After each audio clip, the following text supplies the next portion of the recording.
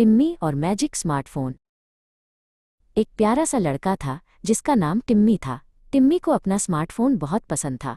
वो सुबह से रात तक बस गेम्स खेलता और वीडियो देखता रहता। उसकी मम्मी ईशानी उसे हमेशा समझाती, टिम्मी बाहर जाकर देखो, सूरज कितना सुंदर है, दोस्तों के साथ खेलो। पर टिम्मी बस अपने फ़ोन में खोया रहता। एक दोपहर जब टिम्मी गेम खेल रहा था, अचानक स्क्रीन पर एक चमकता हुआ बड़ा सा बटन दिखाई दिया। उस पर लिखा था मैजिक मोड। जैसे ही टिम्मी ने उसे छुआ, पूरे कमरे में सुनहरी रोशनी फैल गई। टिम्मी को महसूस हुआ कि वो छोटा होता जा रहा है और फ़ोन उसे अपनी ओर खींच रहा है। जूम।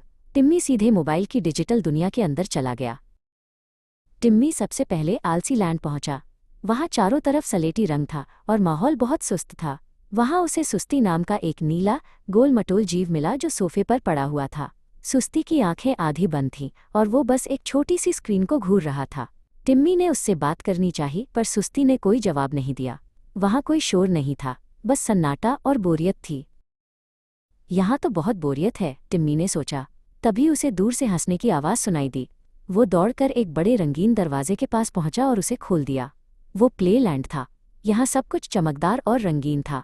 वहाँ टिम्मी को अपना दोस्त कैरव मिला, जो एक बड़ी सी उछलने वाली गेंद बाउंसी बॉल के साथ खेल रहा था।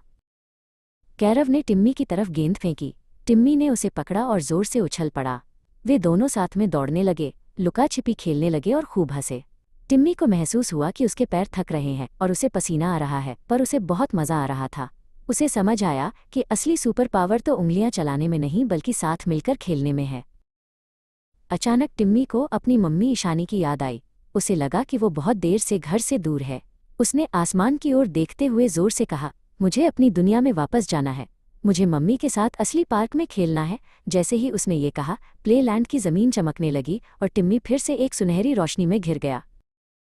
एक पल में टिम्मी अपने कमरे के बीनबैग पर वापस आ गया। उसका फ़ोन उसके पास पड़ा था, पर अब उसे गेम खेलने की कोई इच्छा नहीं थी। वो तुरंत दौड़कर रसोई में गया जहां उसकी मम्मी ईशानी काम कर रही थीं। उसने उन्हें कसकर गले लगा लिया। मम्मी, क्या हम अभी पार्क जा सकते हैं? टिम्मी ने पूछा।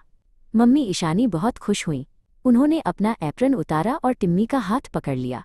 टिम्मी ने अपना फ़ोन घर पर ही छोड़ दिया। वे दोनों घर से बाहर निकले और ताज़ी ठंडी हवा का आनंद लेने लगे। पार्क में टिम्मी को कैरव मिल गया। वे दोनों फिर से वैसे ही खेले जैसे प्लेलैंड में खेले थे, पर इस बार ये सब सच था। उन्होंने पेड़ों पर चढ़ने की कोशिश की और मिट्टी में घर बनाए। टिम्मी की मम्मी पास की बेंच पर बैठकर उन्हें देख रही थी और मुस्कुरा रही थी। सूरज ढल चुका था और आसमान में तारे चमकने लगे थे। टिम्मी आज बहुत थक गया था, पर वो बहुत खुश था। सोने से पहले उसने अपनी मम्मी से वादा किया कि वो अब फ़ोन का इस्तेमाल बहुत कम करेगा। वो समझ गया था कि असली जादू स्क्रीन के अंदर नहीं, बल्कि बाहर की सुंदर दुनिया और दोस्तों के साथ में है।